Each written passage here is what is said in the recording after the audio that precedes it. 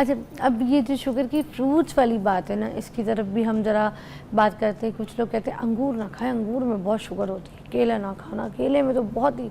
फिर कौन सा फ्रूट्स हम खाएं, कौन से छोड़ दें जो डायबिटिक पर्सन है? अच्छा देखिए, एक वक्त में बहुत सख्ती थी जब शुरू में जब ये सब सिलसिला हुआ।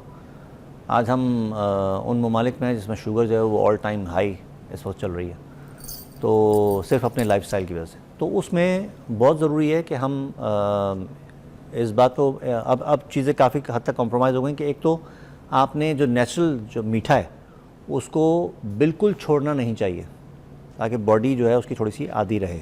कोई चीज़ आती है उस पर कुछ वर्किंग होती है, वो हमें देखना चाहिए।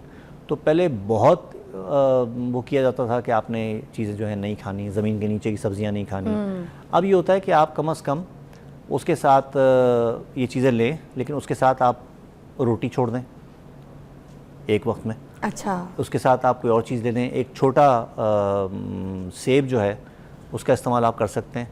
लेकिन ये सब का सब डिपेंड करता है आपकी शुगर की मैनेजमेंट के ऊपर, कि आप उसको कैसे मैनेज कर रहे हैं। ये बहुत ज़रूरी है। अगर आप उसको इग्नोर करेंगे तो फिर वो आपको नुकसान पहुंचाएगा। मैंने एक फैमिली आई मेरे पास, एक साहब आए, वो बड़ी आम का मौसम था, तो उन्होंने बड़ी लजाजत से बड़ी मुझसे जो है ना मुझसे कहा कि हकीम साहब आम का मौसम है, अब एक आम की इजाज़त दे दीजिए।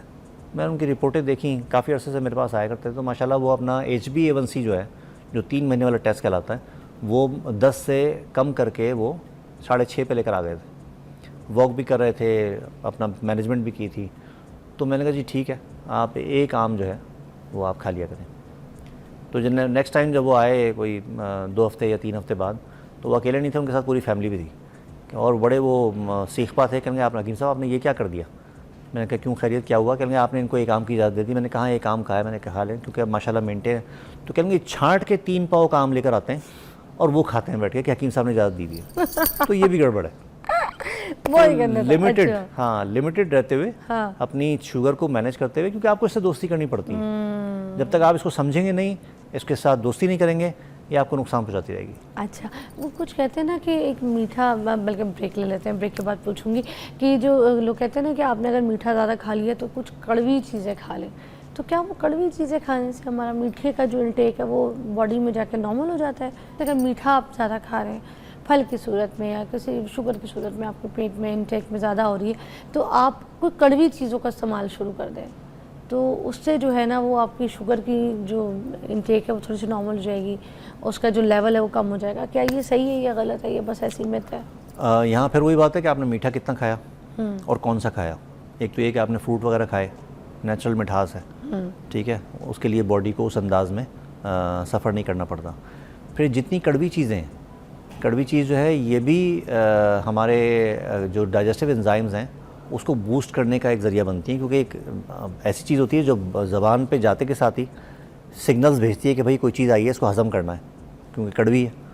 तो फ़ौरन सिग्नल्स जाते हैं और वहाँ से फिर जो है वो गैस्ट्रिक जूसेस, एंजाइम्स ये रिलीज़ होना शुरू होते हैं और उससे हाजमा अच्छा हो जाता है। तो हम साथ साथ नहीं रख सकते कि आप मीठा खाइए फिर कड़वा खा लीजिए तो मैनेज हो जाएगा, ऐसा नहीं है। जो नुकसानात मीठे से हो रहे हैं और कॉम्प्रोमाइज़ है आपकी शुगर, तो वो लोग बच के रहें। लेकिन हमारे यहाँ अमूमन जितनी भी दवाएं, मिसाल के तौर पे करेला है, मिसाल के तौर पे जामन है, या गुड़मार बूटी है, या अफसनतीन बिरंजासिफ है, या और बहुत सारी दवाएं, ये कड़वी हैं, बहुत ठीक ठाक कड़वी हैं। इंदरजौ है, तल्ख भी है, शीरीं भी है। तो ये ऐसी दवाएं जो हमारे यहाँ नॉर्मली शुगर में इस्तेमाल हो रही होती हैं, लेकिन इसके साथ साथ जो है ये कड़वी भी हैं, और इससे हाजमा है हमारा, क्योंकि ये एक मेटाबॉलिक डिसऑर्डर है, हाजमे की ख़राबी के नतीजे में पैदा होने वाली बीमारी है, ठीक है। तो उसमें इसका रोल जो है बहुत अच्छा होता है कि आप हमेशा देखकर ऐसी चीज़ें लीजिए जिनमें, और ख़ास तौर पे करेले की मैंने बात की, तो करेला जो है अमूमन हमारे यहाँ उसको ऊपर से छील दिया जाता है, उसके बेनिफिट्स उसी में।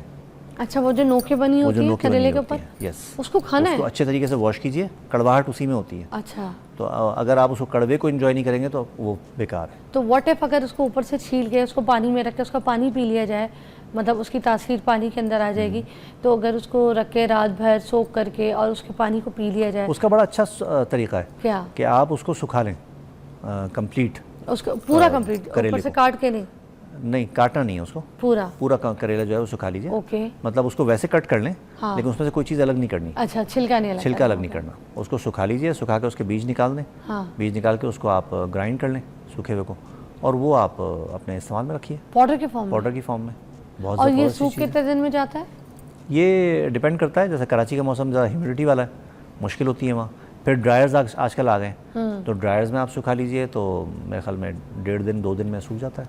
वाह, धूप नहीं लगाने की जरूरत हमें? धूप नहीं, उससे फिर उसकी वो चीज़ें उड़ जाती हैं। आहा, अब इसके क्या फ़ायदे होंगे ये अगर हम ये करेले का बेसिकली पाउडर बीटा पीना सेल्स से इंसुलिन का जो इफराज है, उसकी जो सिक्रीशन है, उसमें हेल्प आउट करता है। बीटा सेल्स की यूँ कह लें कि उसको बनने में, या उसकी जो वीक हो गए उनकी वीकनेस जो है उसको दूर कर रहा होता है। वाह। और साथ साथ ये चूँकि हाजिम है, मैंने कहा कड़वाहट जो है वो सिग्नल्स दे रही होती है कि आप हाजिम जूसेस आएँ और वो काम करें, उसमें इसका बहुत अच्छा रोल है। तो ये बहुत अच्छी चीज़ है इस हवाले से। हमें तो आज से पहले इतना बड़ा नुस्खा और कोई ऐसी हिफाजत वाली बात पता ही नहीं थी कि हमने करेले का पाउडर पीना है तो वो शुगर के लिए भी अच्छी है और हमारे बीटा सेल्स के लिए भी इतनी अच्छी है। फिर आप कॉम्बिनेशन बना लेना। अच्छा। कि आपने करेले का पाउडर भी ले लिया, आपने जामुन की गुठली जो होती है, हाँ। गुठली ली, उसके अंदर से जो उसका सीड होता है वो आपने ले लिया। जो छोटी गुठली है जामुन की, तोड़िए, हाँ, उसको सुखा तोड़ा, लें, उसके अंदर से भी सुखा के बीज। उसके अंदर बीज निकलता है, हाँ। मगज़ जो होता है उसका, हाँ, उसका मगज। मगज़ जामुन कहते हैं उसको, वो आप ले लीजिए।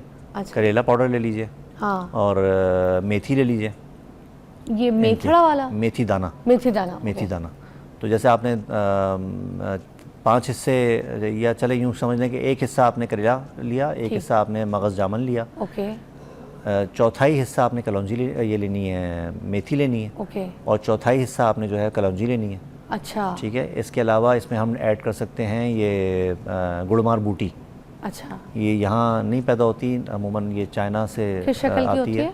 ये पत्तों की शक्ल में होती है। पत्तों की शक्ल। हाँ, तो ये भी बहुत कड़वी होती है, तो ये आप उसमें ऐड कर दीजिए वही एक के रेशो के हिसाब से। अच्छा। तो 3 चीज़ें 1-1 ग्राम हो गई, और 2 चीज़ें जो हैं वो चौथाई ग्राम हो गई। अच्छा। तो इसको आप अच्छा सा पाउडर बना के रख लीजिए। हमने सिर्फ कलौंजी और गुड़माई बूटी जो है ना उसको चौथाई ग्राम लिया। नहीं, कलौंजी और मेथी दाना।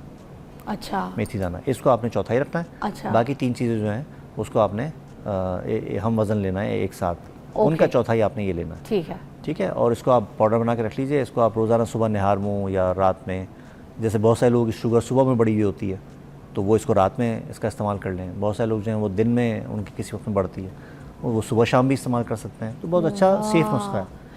अच्छा।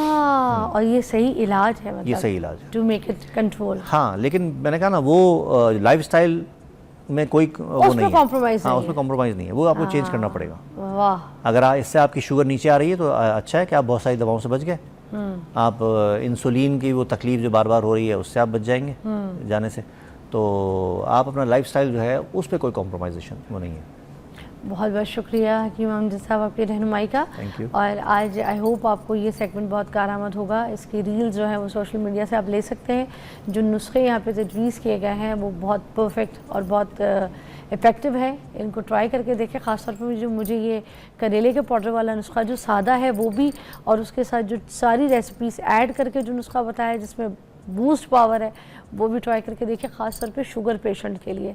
डोंट मिस दिस रील, सबके पास होनी चाहिए जो शुगर के पेशेंट है। अपना बहुत ख्याल रखिए, क्योंकि शुगर को अपने साथ चलाना है, आपकी लाइफस्टाइल के साथ मैनेज करना है। शुगर ख़त्म नहीं हो सकती,